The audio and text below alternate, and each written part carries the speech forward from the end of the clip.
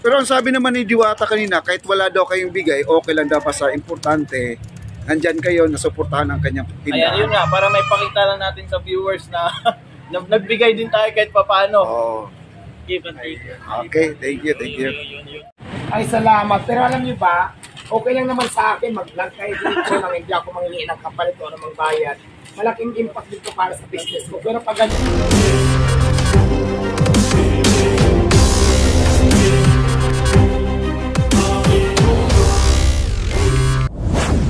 Ginawa nga niya, di baling hindi naman tayo magbigay sa kanya, at least siya kasi nabubos yung tindahan niya. Kaya bilang tugon doon sa mga viewers na nagsasabi na puro lang tayo video, so ayan, tinugunan natin, binigyan natin siya ng konting regalo. Pero ang sabi naman ni Diwata kanina, kahit wala daw kayong bigay, okay lang daw basta importante, nandyan kayo, nasuportahan ang kanyang tindahan. Ayan, yun nga, para may pakita lang natin sa viewers na nagbigay din tayo kahit papaano. Oh. Give and take. Okay, thank you, thank you. Marami po kasi nagsasabi na vlog ng vlog daw kami ang mga vloggers doon at pinagkakakitaan daw si Diwata. Pero ito po ang sinabi ngayon ni Diwata sa mga vloggers. ay, salamat. Pero alam niyo ba, okay lang naman sa akin mag-vlog kayo dito nang hindi ako manghihingi ng kapalit o namang bayad. Malaking impact dito para sa business ko. Pero pag ganyan may mga inaabot kayo, syempre di ba, pag may mga blessing tayo ng pangit talaga na hindi naman tayo nanghihingi, dapat natin pasalamatan. Kaya malaking bagay ko sa akin. Maraming salamat. Ayan. Pag mamahalin sinilas puro ito. No? At narinig ko natin ang kanyang sinabi. Ito na, binuksan na po ang regalo, binigay na pa sa kanya. Ito ay nakakatawa mga kaibigan. Ito si Diwata, talagang good vibes talaga siya. Biruin mo, nung binuksan yung regalo, syempre ang bungad sa kanya, nakita niya yung paglabas, yung tsinelas. Kasi biruin mo naman, talagang hindi po to scripted mga kaibigan dahil hindi po talaga niya alam ni Alvin TV na ang size ng kanyang paa. Pero nung sinukat ni Diwata, kaya pakinggan po natin. Sapatos. Tsinelas lang talaga siya. Pero parang malaki. Okay lang yan.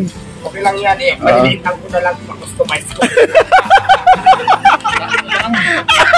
Laki naman. Bilhan na lang ulit. Bilhan mo na lang ulit. At maganda pa dito mga kaibigan, nung pangalawang bukas doon sa tsinelas, ito yung pangatlo, itong jogging pants. Pero mo sinabi kagad niya, mag-jogging kaagad daw siya mamaya.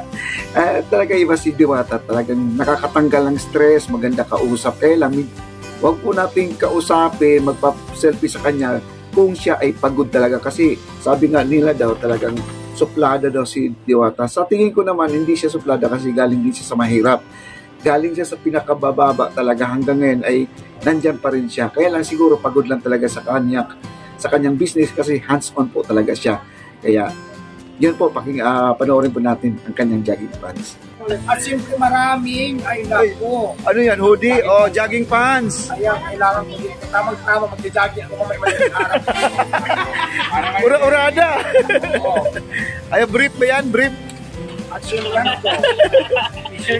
T-shirt. T-shirt. T-shirt yan. Oo, kasi mahilig ka sa sando. Pag-twist tayo ng isa siyempre. Ay, maganda. Ay, sige. Galing sa ano pa yan eh. Dito kasi yung paghugot pa niya ay meron siyang nahugot na iwan ko kung ilang box yun noon. T-shirt pala yun. Akala namin kung ano yun. Di ngayon sabi pa niya, ay baka ito po yung sagot niya. Pakinggan nyo. Ay, wow. Oh, wow. O baka manghingi pa kayo ha. Maraming salamat sa nagbigay nito, Alvin. Thank you so much. Alvin TV. Sa wakas mapapalitan na yung santo kong itim. Ilang taon na ba yan? Ito, 1.5 years na suot ko. Expired na. At sa ngayon mga kaibigan, natutuwa si Diwata dahil meron po talagang nagmamahal sa kanya, napakarami. May nag-aabot sa kanya ng cash, mga artista, mga celebrity. At saka yung doon lang sa kanyang pasasalamat niya kay Alvin, bigla siyang tumayo. Meron pong pinaka-importante po na iwan niya. Kaya pakinggan po natin. Expired na nagbigay. Nala sa'yo, Alvin. Thank you. Oh, meron pa yung pera, nako. Yung panglalaki. Ang sabi pala niya doon, ay, naiwan yung for the boys ko. Kaya nakakatuwa si Diwata talaga. Mahalaga ito bigay ng CEO, mas mahalaga. Diwata, kung pababagsakin niyo ba si Diwata, mas lalong aangat po siya sa mga ginagawa ng mga yung talagang sinasabihan siya na hindi masarap ang kanyang pagkain, no? Sabi walang lasa. Ano ba yung mga pagkain na walang lasa? Siguro yung dila siguro niya medyo that time na medyo wala talaga siyang panlasa, baka mayroon siyang nararamdaman na maganda sa kanyang pangangatawan, no? Kaya lahat ng pagkain may lasa, kaya iba-iba ang panlasa po talaga ng tao. Kaya maraming salamat. God bless. Bye-bye. Lalaki.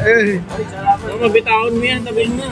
Pares! Pares! Grabe si nagbigay kay Diwata at sikat ng lagi. Ay, yan ang sabi mo.